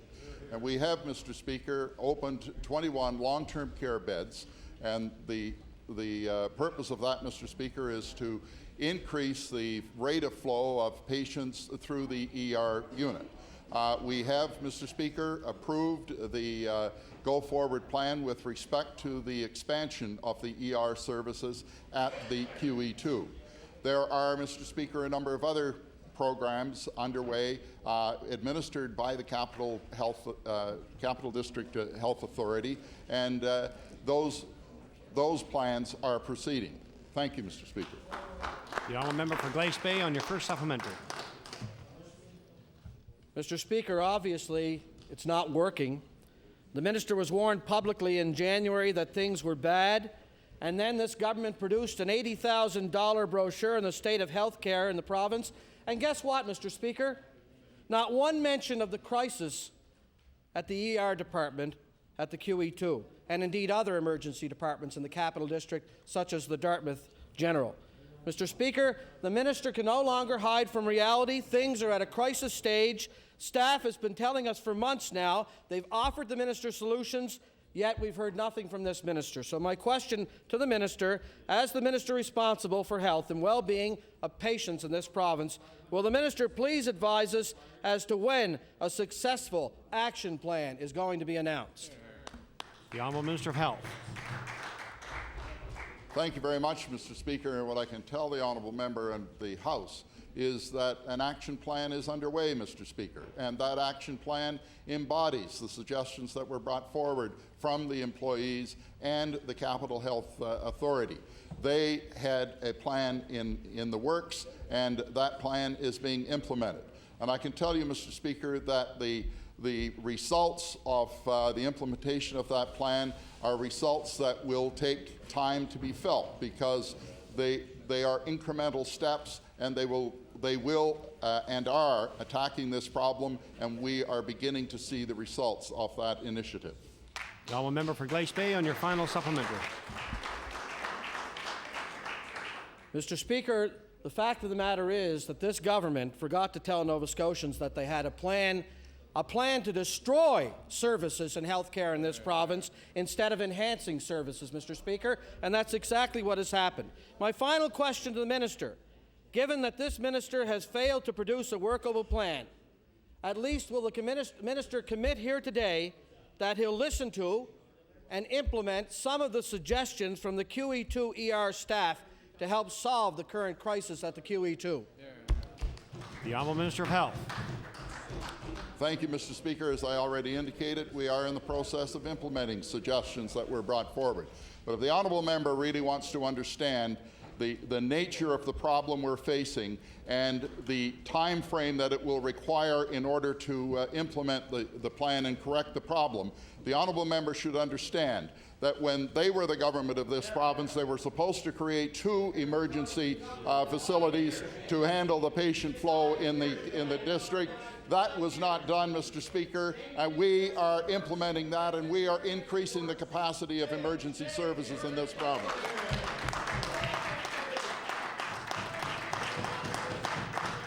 The Honourable Leader of the Official Opposition. Fourth question. Thank you, Mr. Order. Speaker. Order, please. Order, please. Order, please.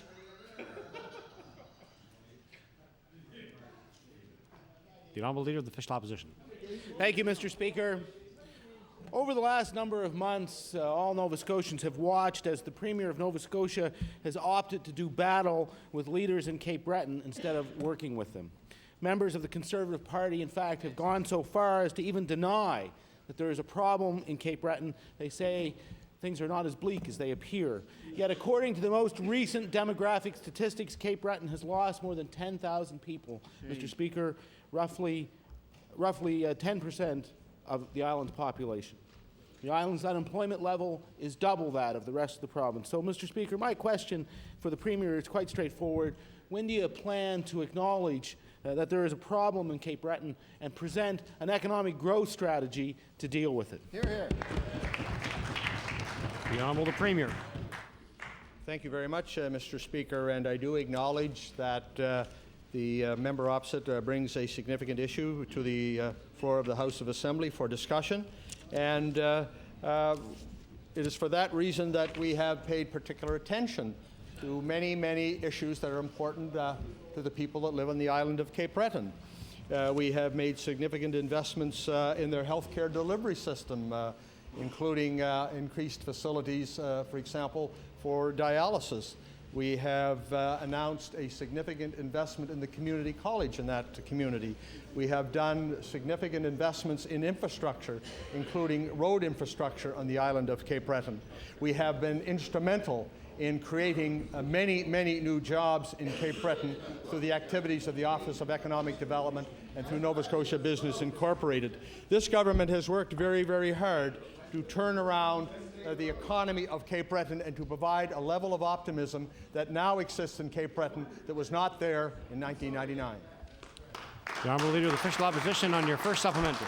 Well, Mr. Speaker, I'm not sure where the Premier has been. I do know this, though. He's never attended a meeting of the Cape Breton Regional Municipal Council, that's for certain. Instead of discussing the issue, the Ham government has spent the last year denying revenue and expenditure information to CBRM officials. And last month, the Premier finally released some numbers. Although they were still refusing the specifics, Mr. Speaker, they sent the minister down to scold members of the council. The municipality has been told to file a Freedom of Information request to access the information that the Premier has at his fingertips. So, Mr. Speaker, my question to the Premier is this. Why are you fighting with municipal leaders instead of providing positive leadership to address the crisis in Cape Breton? The Honourable the Premier. Thank you very much, Mr. Speaker. And we have provided a plethora of information both publicly and to the Cape Breton Regional Municipality, outlining in graphic detail the investments that we are making to the citizens on behalf of the citizens of their area. And while it would appear that they want an exhaustive accounting. What we can say is that we have provided them with ample evidence to show them that this government has not neglected either the Cape Breton Regional Municipality, the government of, or the people of. The Honourable Leader of the Official Opposition on your final supplementary. Well, Mr. Speaker, the Premier may refer to it as an exhaustive accounting. I think the people of Cape Breton refer to it as a fair accounting. The island is blessed with thousands of hardworking people, valuable resources, and a vibrant tourism industry.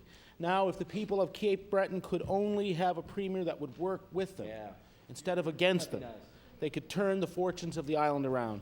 So my question, Mr. Speaker, is how many more years does the Premier plan to make municipal leaders in Cape Breton wait before he sits down at the table with them? The Honourable Premier.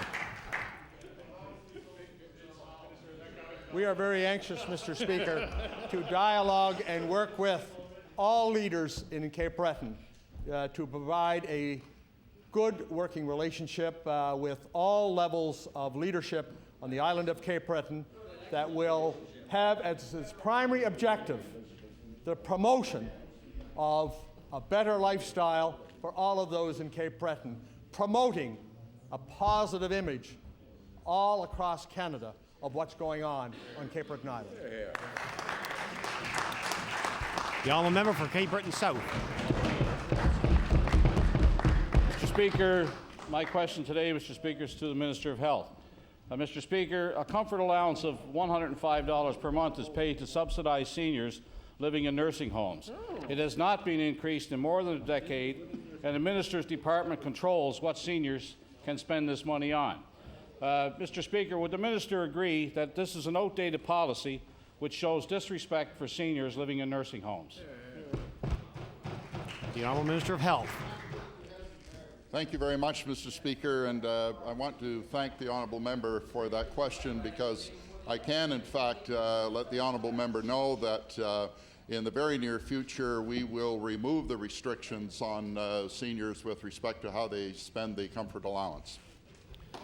Now, Member Cape Breton South on your first supplementary. So you're going to remove the restrictions, but it's still going to remain at 105. Is that what you're telling me, Mr. Minister? Mr. Speaker, on the eve of the last election, August 4th to be exact, seniors living in nursing homes across this province were led to believe by the Premier that he cared about them when he promised he would increase their comfort allowance. Unfortunately, Mr. Speaker, that's the last the seniors have heard from the Premier, which points out just another broken promise in the last election for this Premier. Mr. Speaker, I would ask the Minister again, would the Minister advise this House if he has taken any steps towards implementing the Premier's promise? The Honourable Minister of Health. Thank you very much, Mr. Speaker, and I can tell the Honourable Member that yes, indeed, we are continuing to address that commitment, and the Honourable Member should stay tuned. Honourable Member Cape Breton South on your final supplementary. Mr. Speaker, again, it's 8 months since the Premier made that promise, and seniors in homes are still waiting for the Premier's promise to be kept. Mr. Speaker, it's the 21st century and time for the government to stop taking a government-knows-best approach to how seniors can spend money in nursing homes. Mr. Speaker, the Liberal caucus has made its views known on this subject, and we propose, Mr. Speaker, to increase the comfort allowance in homes for special care for seniors to $200 a month from the $105 that's now being paid.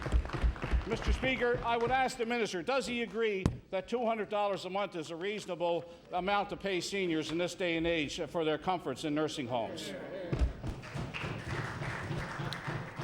The Honourable Minister of Health.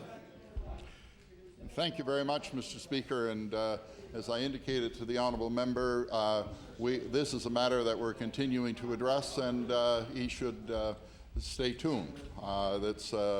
It's a matter that the Premier has made a commitment on, and Mr. Speaker, that commitment is being worked on with respect to achieving that objective. The Honourable Member for Timberley Prospect. Thank you, Mr. Speaker. My question through you is to the Acting Minister of Education. Slightly more than a year ago, this Premier and the Acting Minister of Education today who was the Minister of Education then, stood on the Halifax waterfront proclaiming their commitment to the Nova Scotia community college system. But that was then, Mr. Speaker, before an election, incidentally, and this is now. Despite the government's rosy pronouncements and the roadshow where they went to each and every one of the campuses, turning sods and cutting ribbons, the Nova Scotia community colleges still have the lowest funding per capita in this country. And then last night, Mr. Speaker, the board of the Nova Scotia community colleges was forced to recommend a $350 tuition increase over the next few years. Mr. Speaker, my question to the acting minister is, when his party campaigned last summer, shouldn't the promise have been to community college students multi-year tuition increases? That's what has really happened. The Honourable Minister of Acting Education. Thank you very much, Mr. Speaker, and I want to thank the honourable member for reminding the House and all Nova Scotians of the tremendous commitment this government has made to post-secondary education in this province, and in particular with the community colleges. We have committed a $123 million program, and I thank the honourable member for reminding everybody of that. The honourable member for Timberley Prospect on your first supplementary. Thank you, Mr. Speaker. Well, let me remind the acting minister of a few other things. While the college's per capita funding is the lowest in the country, its tuition fees are among the highest. But let me quote, and I will table for the interest of members, from the college's marketing plan, its master plan, where they say, and I'm quoting here, Mr. Speaker, fees will increase by $100 for the 2003-2004 academic year, the final year of a 3-year program of gradual increases. I continue the quote, if I may, Mr. Speaker. There are no planned increases in tuition in subsequent years, as the college's tuition fees are among the top third of community colleges in Canada. Mr. Acting Minister, why does your government fund community colleges at the lowest level in Canada, but force tuition fees to be among the highest in this country? The Honourable Acting Minister of Education. Thank you very much, Mr. Speaker, and thank the honourable member for the question. And I would remind the honourable member and members of the House that the report from which he reads is a 2002 document. We are now in the 2004-2005 budget year. But again, Mr. Speaker, I want to remind the honourable member and all members of the House that we have made a real commitment to community colleges in this province. We are refurbishing them. We're building new ones, Mr. Speaker. We're increasing programs, expanding their capacity, and providing greater opportunities for students in this province. Now, Member Timberley Prospect on your final supplementary. Mr. Speaker, I'd like to turn my attention to universities who had a $1 million clawback from them by this government last fall. Now they're grappling with tuition increases. NASCAD, of which I am proud to say I have a daughter attends, hiked tuition by $200 per student. St. Mary's by $210, along with a $60 per credit fee. And Dalhousie is apparently planning an increase of nearly $400 per student. Mr. Acting Minister, students are upset. For 5 years now, this government has reached into the pockets of students and their families, and it's got to stop. Mr. Minister, why does your government insist on balancing the budget on the backs of post-secondary students in this province? The Honourable the Acting Minister of Education. Mr. Speaker, earlier in today's session, we were reminded that it was a progressive Conservative government that in fact initiated the support to universities in this province. Mr. Speaker, we have been restoring the support to universities in this province, and we have brought it back to levels that existed previously when the last government cut funding to universities. For any member to suggest that we are cutting back in support to universities, Mr. Speaker, is totally inaccurate and does not reflect the situation that exists in this province. The honourable member for Kings West. Mr. Speaker. Mr. Speaker, last spring this government made a choice. They choose to play politics at the expense of our students. The government has not listened to student leaders. Perhaps that's where the minister is today on his first tour. They haven't listened to the students of this province who know that government needs to invest more in post-secondary education. Instead, students are paying the highest tuition in the country to pay for $220 million in pre-election checks and a tax cut. That's right. My question is to the Premier. Mr. Premier, at what point did you and your cabinet colleagues decide that students would have to pay for the tax cut through higher tuition? The Honourable the Premier.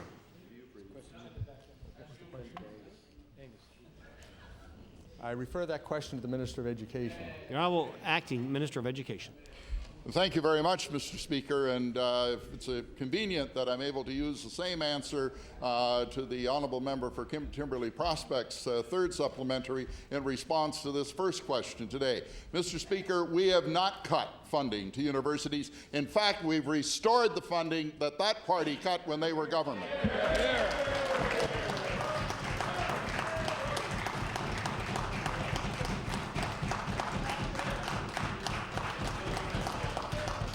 The honourable member for Kings West on your first supplementary.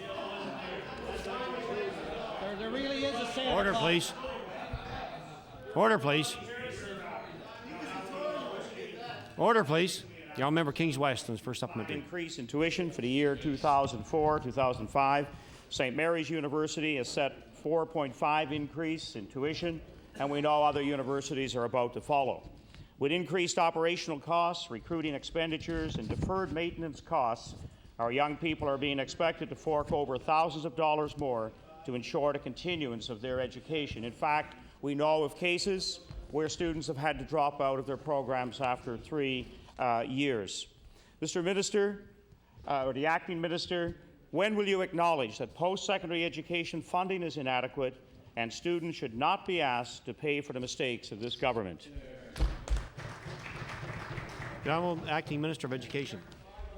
Mr. Speaker, when we formed the government in 1999, we acknowledged that funding to universities was inadequate because of the cuts by the previous government, and we have restored that money, Mr. Speaker. We're continuing to support students and universities in this province. And Mr. Speaker, they can object all they want over there. I can only imagine how much better it would be for students in this province had they not cut the way they did in the first instance.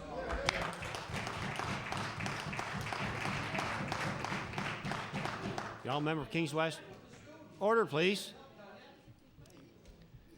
The honourable member for Kings West on your final supplementary. Speaker, our university education is now out of the reach for many Nova Scotians.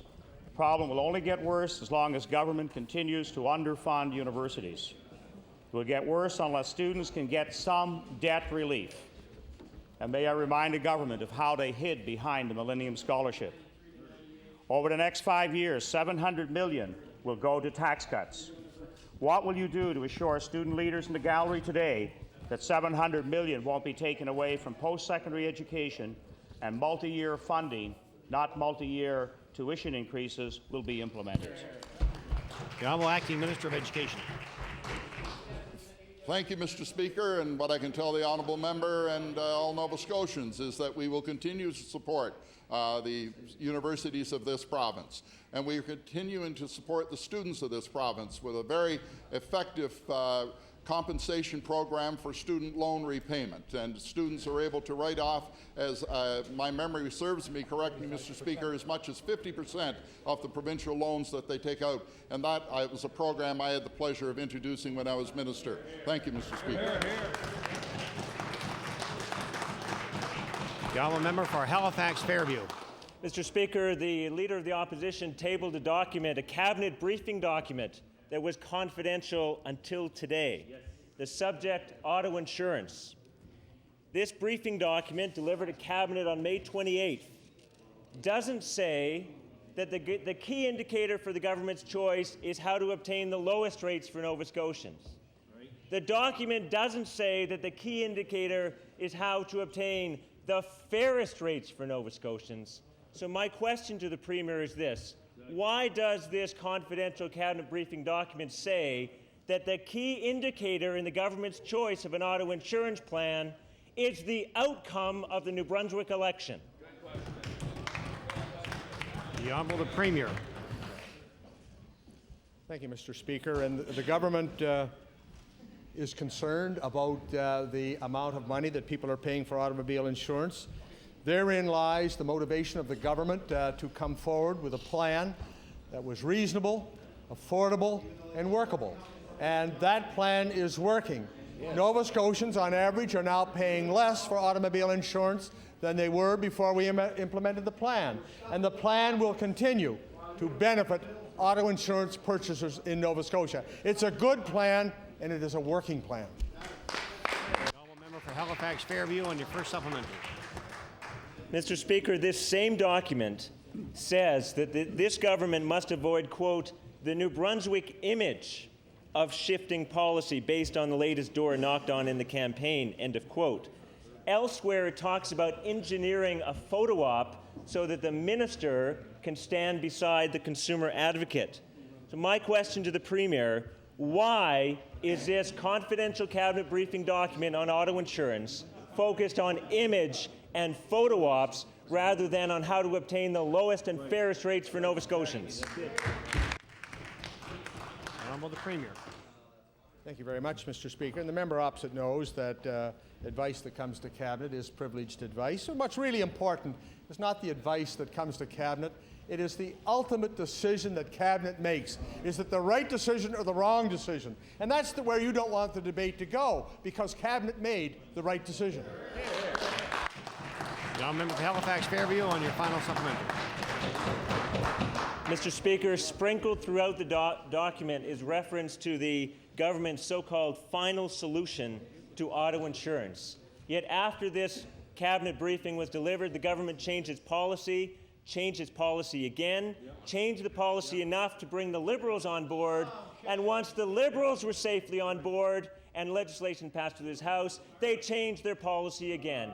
When will the Premier admit that the government's auto insurance solution has failed the people of Nova Scotia? Premier.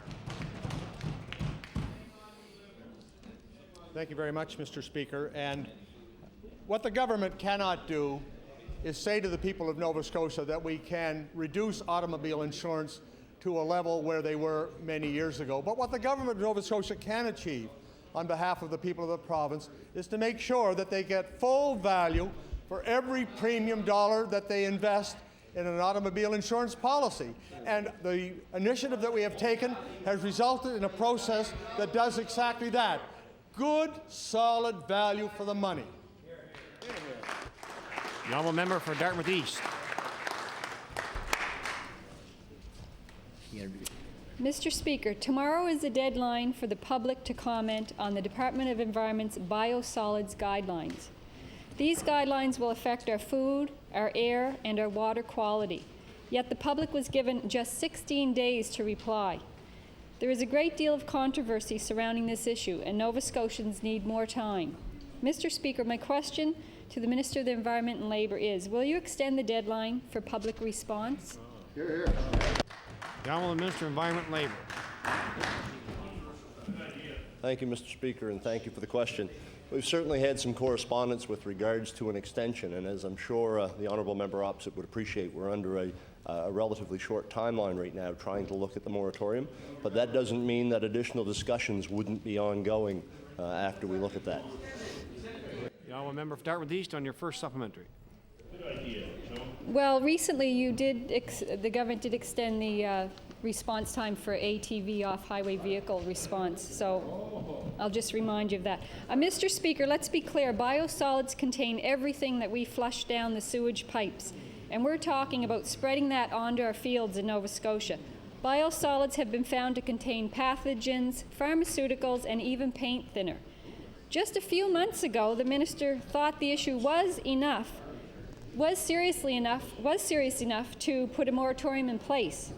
My question to the minister is, what will it take for you to extend the moratorium to ensure the public does have more time? The Honourable Minister of Environment and Labour. Mr. Speaker, we certainly believe that this is a serious issue and we want to take our time.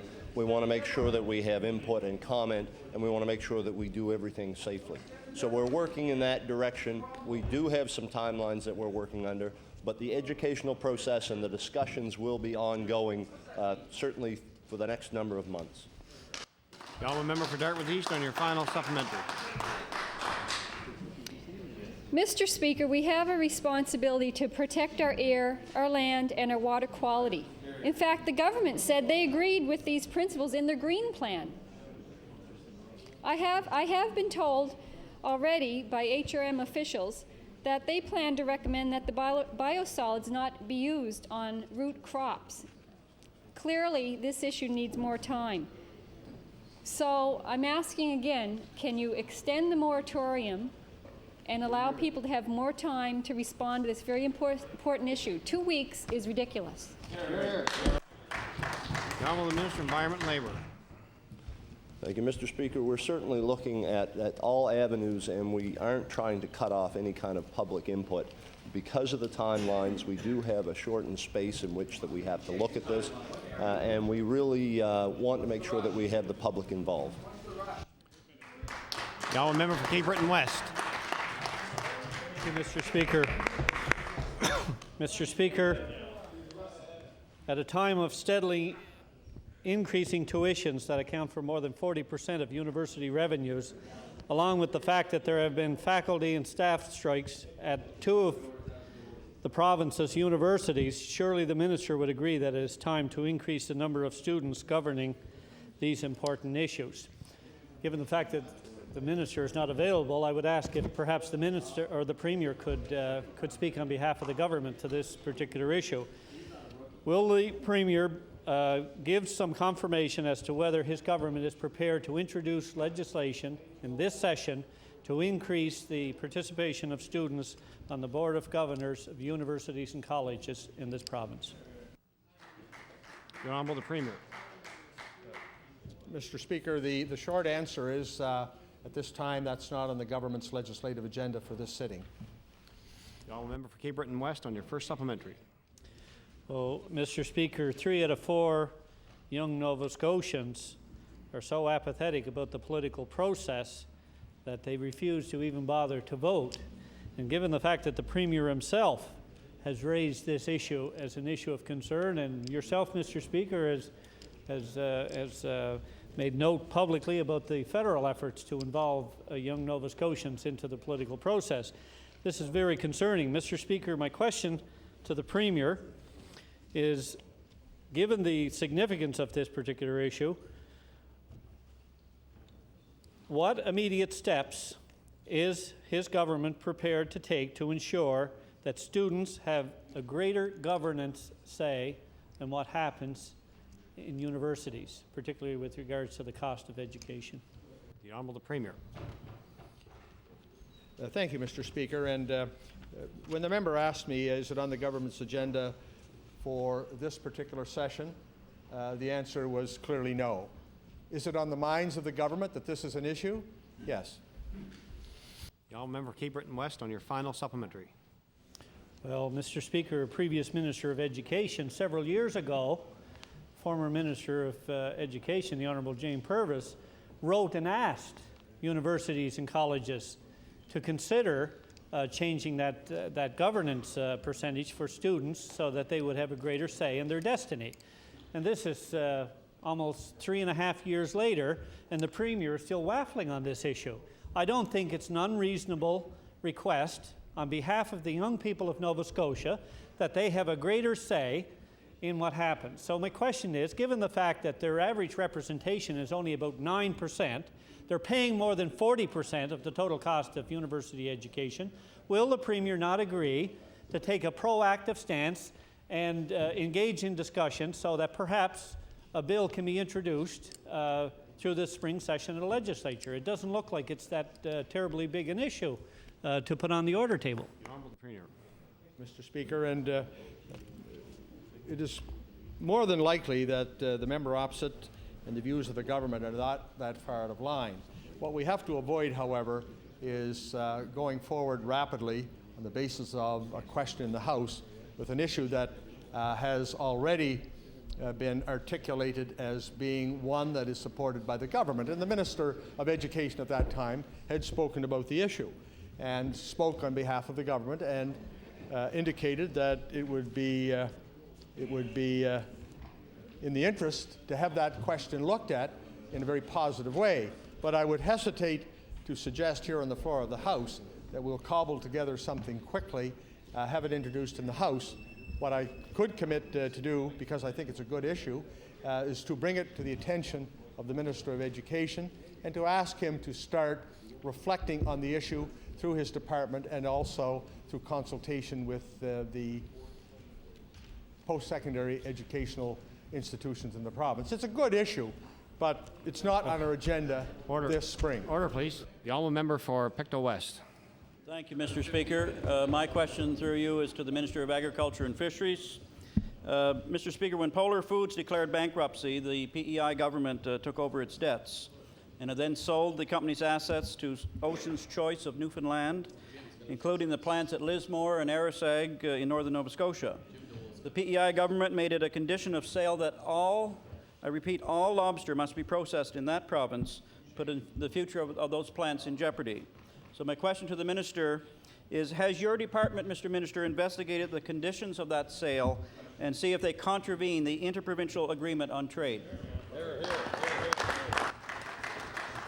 Honourable Minister of Agriculture and Fisheries. Thank you, Mr. Speaker. And I had a conversation with the Honourable Minister of Agriculture and Fisheries from PEI on Thursday, asked these very same questions. I reiterated in a letter today to look for that information, and I'm waiting for a response. Honourable member for Pictou West on your first supplementary. Thank you, Mr. Speaker, and perhaps that would be, if you could table that letter, would be good to have. Mr. Speaker, I've spoken with processors who are interested in operating or purchasing those plants here in Nova Scotia, and as we know, there's a very capable workforce at Lismore and Arisag, and I believe this government needs to show some leadership in exploring all possible options to save as many jobs there as possible. In fact, Mr. Speaker, I've talked with one potential operator who wants to set up a viable lobster processing plant in Pictou County that could save many of these jobs. So my question, Mr. Minister, would he agree to meet with this potential processor that I've talked to and hear their proposal? Honourable Minister of Agriculture and Fisheries. Thank you, Mr. Speaker. And as I said previously, I mean, we're looking at all opportunities for Arisag fisheries. I know that there are a couple of local members that have bringing this to my attention over the last few weeks, and we are looking at all options for that plant. If the member does want to bring forward someone for a meeting, be happy to meet with them. Thank you. Honourable member for Pictou West on your final supplementary. Well, thank you, Mr. Speaker, and my question this time is for the Premier. Mr. Premier, there are 140 jobs at risk here in Pictou County, and I'd like to table an article here on how the PEI government has helped their workers that have been thrown out of work and displaced on severage and EI extensions and so on. So my question, Mr. Premier, as a representative from Pictou County, what are you doing to help protect these 140 jobs in Pictou County? Honourable Premier. Thank you, Mr. Speaker, and I welcome the opportunity to have this issue aired in the floor of the House. And the government has aggressively been pursuing solutions to the situation. There was no time until this very time that there has not been a processing industry along that shore. It is a very productive fishery, and the processing industry has always been a part of the fishery along that particular coast of Nova Scotia. The government will exhaust all opportunities to provide a reasonable, sustainable resolution to the issue. The honourable member for Glace Bay. Mr. Speaker, my question is for the Minister of Health, Mr. Speaker. Several residents of Cape Breton are now living with the effects of heavy metal poisoning. And as the Minister knows, their illness is directly related to poor ventilation at their place of employment, New Waterford Hospital.